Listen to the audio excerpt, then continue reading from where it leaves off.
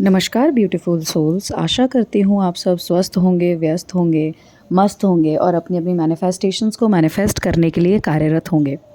आज की वीडियो में आपसे एक छोटी सी चीज़ शेयर करना चाहूँगी, कैसे 2025 स्टार्ट होने से पहले ऐसा क्या करें जिससे हमारा 2024 में जो चीज़ें हम मैनिफेस्ट नहीं कर पाए हैं या जो भी हमारे नेगेटिव बिलीव्स रहे हैं या जो भी हमारे लिमिटिंग बिलीव्स रहे हैं वो हम आगे कैरी फॉरवर्ड ना करें, हम 2025 में अपने साथ कैरी फॉरवर्ड करके ना लेके जाएं। तो इस चीज़ के लिए सिंपल सा एक तरीका है, हमें हमारे लिमिटिंग बिलीव्स हम इस बार ट्राई करते हैं, ठीक है, कि 2024 में जो लिमिटिंग बिलीव्स थे या जो अभी तक हम इतने टाइम की हमारी जो प्रोग्रामिंग थी, जो नेगेटिव बिलीव्स थे या लिमिटिंग बिलीव्स थे, उनको हम 2024 में ही छोड़ेंगे, ठीक है। 2025 is going to be a new chapter of our life which we would be utilising to maximum capacity, ठीक है।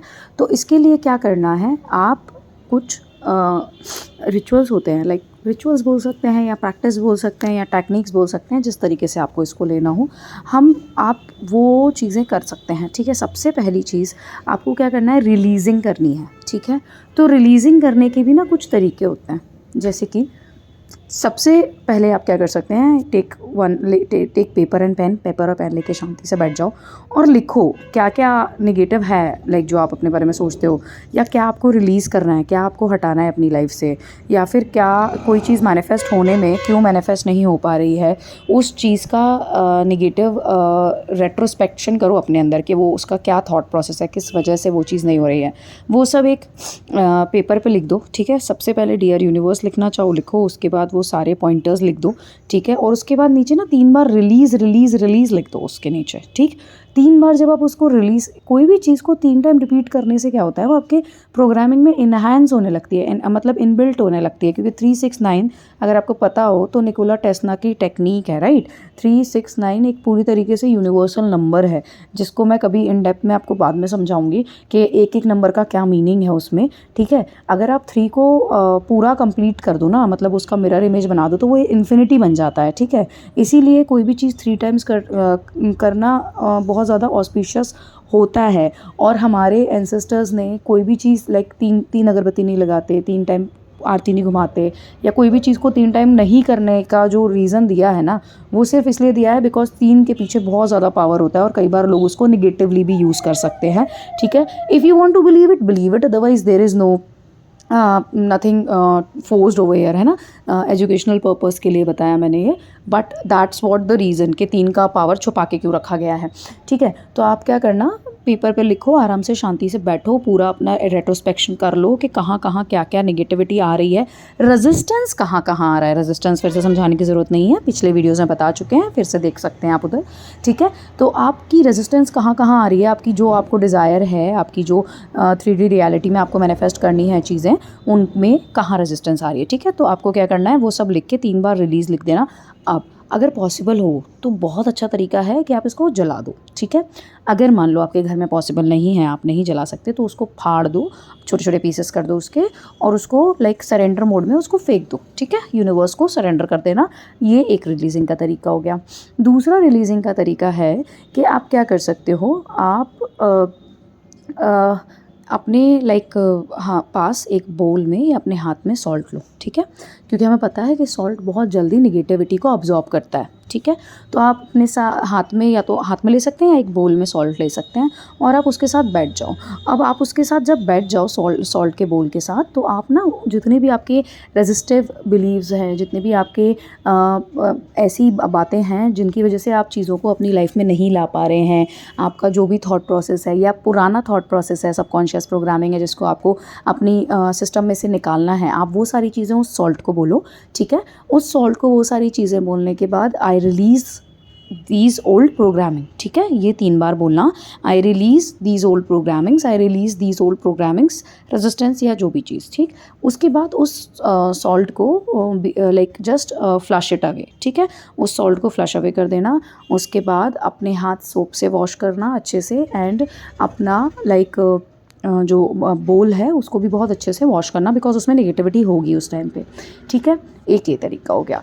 अब हमने रिलीजिंग तो कर दी, 2024 तक जो हम करते आए हैं वो हम यहीं छोड़ के जाएंगे। 2025 को हम अपनी लाइफ का सबसे मैग्निफिसेंट ईयर बनाएंगे और सबसे ज़्यादा प्रॉस्पेरस, सबसे ज़्यादा सक्सेसफुल ईयर बनाएंगे, ठीक है। क्योंकि that is from day 1 of 2025 अपने दिमाग में एक चीज़ बैठा लेना कि this is your year, you are the queen, you are the king. यहाँ पे कॉन्क्वर करने आए हो और अपनी थॉट से सब कुछ कॉन्क्वर करके मानोगे, क्योंकि जब तक लेंगे नहीं तब तक छोड़ने नहीं वाले हम, ठीक है। अब इसके बाद एक चीज़ करना, आप क्वांटम स्क्रिप्टिंग करके देख सकते हैं, ठीक है। वो मैं आने वाली वीडियो में बताऊंगी। लेकिन अब 2025 के लिए आपको क्या क्या चीज़ों के साथ प्रिपेयर्ड होना है ये बता देती हूँ।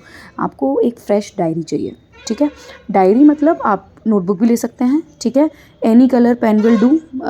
वो जो like I don't relate colours with manifestations, क्योंकि मेरा किसी भी कलर से लिख के हो जाता है मैनिफेस्ट। लाइक पेंसिल से भी लिख दूँ, ब्लैक से भी लिख दूँ तो भी हो जाता है मैनिफेस्ट। तो कोई भी लाइक जो प्रोग्रामिंग आप अपने दिमाग में बैठाओगे उस हिसाब से वर्क करता है वो, ठीक है।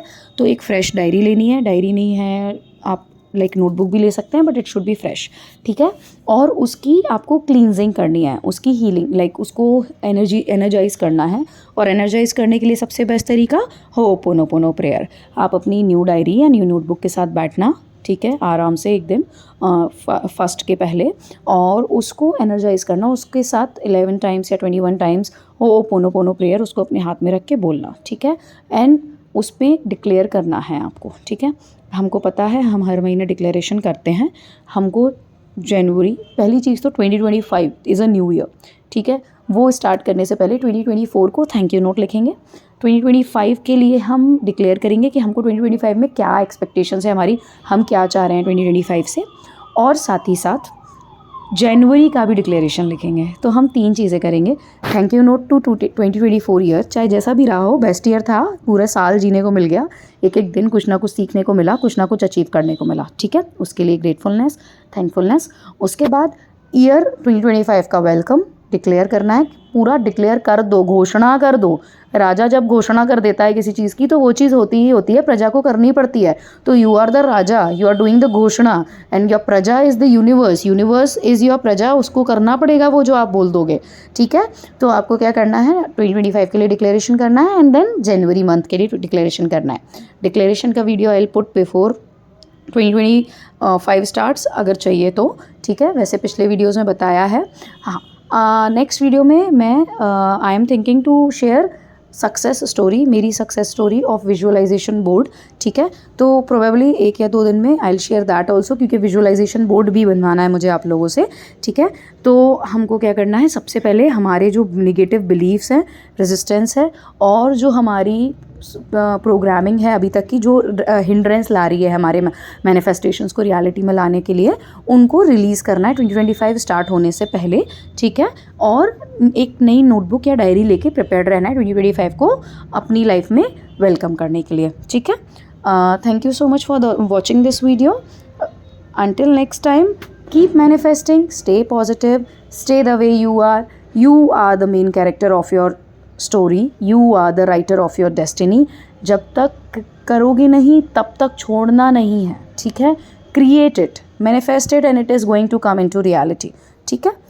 Until next time, हरि ओम तत्सत।